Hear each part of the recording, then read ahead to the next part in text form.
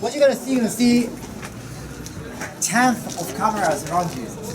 Hebron, I think, was the first Big Brother project in the world.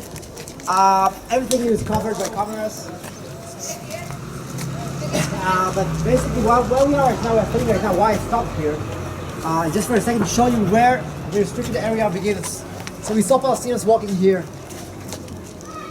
And we see a soldier over there. From that point on, this is the sterilized area. From that point on, Palestinians were allowed to walk. Basically, what they would do, they would go back to the neighborhood over there. There are a few families living over here in these houses. We're also allowed to get out and go over here, or to go to the Kasbah, to the old city, to the Palestinian side, from the checkpoint over here.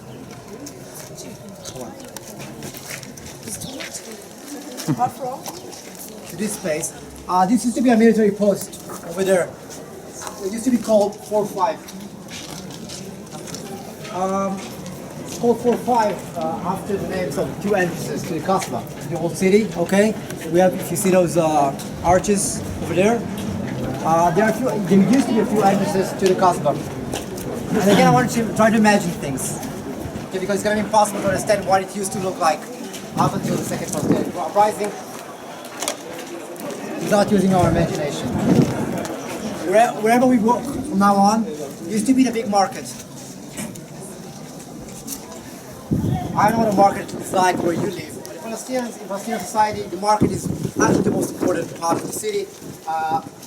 Most of the population buys their groceries there, buys whatever they need there. And wherever we are right now, this used to be the market. Okay, we're gonna go afterwards, we're gonna see the main street. Used to be the main market. Out of the 80,000 Palestinians living in the city, the market attracted not just Palestinian civilians of the city of Hebron, attracted close to 500,000 Palestinians from all over the area, all the villages around the Hebron.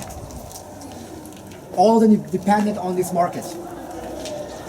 And basically what it used to be the market, and then enter the Kasbah. Okay, one huge market that spread all over this area. Where we are right now, as I told you, no one really lives here anymore.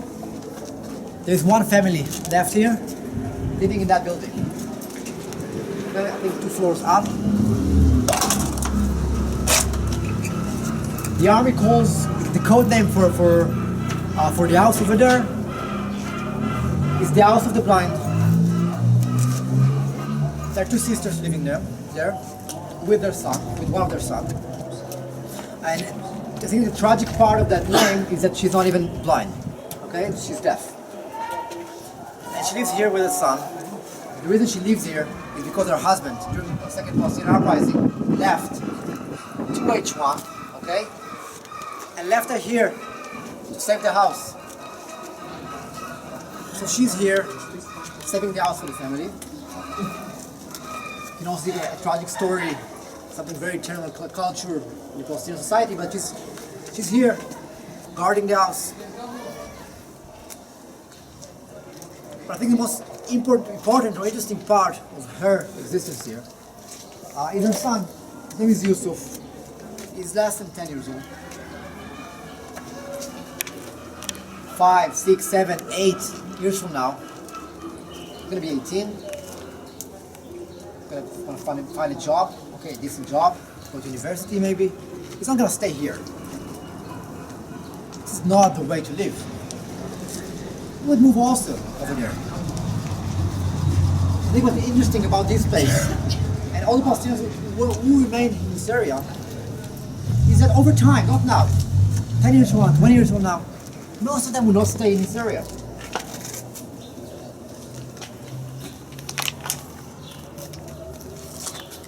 We have many different stories I can tell you about, specifically about this spot where we stand right now. But I'm going to talk about two. First of all, about that house over there. See the houses with the windows are covered? Have you ever heard the term straw widow? Yes? Do you know what it is? It's interesting if you do. It's fine, I can explain you what it is. Straw widow is a military term. In Hebrew it says almanat kash. Maybe that's something you did here, those of you who speak Hebrew. Almanat kash is a very well-known form of combat, how things usually the army is doing that. And basically it means taking over a house, Palestinian house, for military purposes, okay? The army needs to control that street. The army has a very, very clear message. They are here to protect the settlers. They need to control that street. The easiest way to do it is to take over the apartment over there. They have a great look on the street. They can see everything, they control everything from there. So basically what they did, they came to the family one day, explained them to them the situation. Okay, we need a house for military purposes. You're gonna have to leave your house. In many cases, people don't even know for how long it's going to be.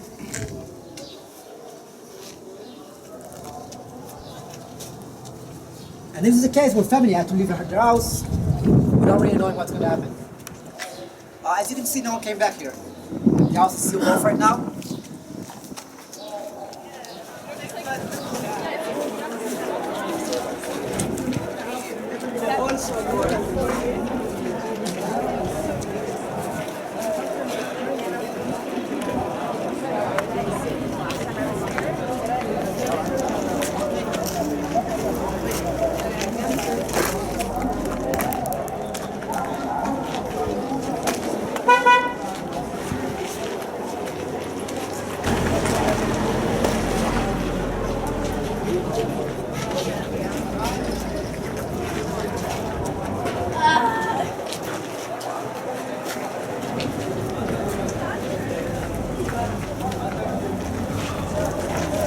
Sort of interested. Senora.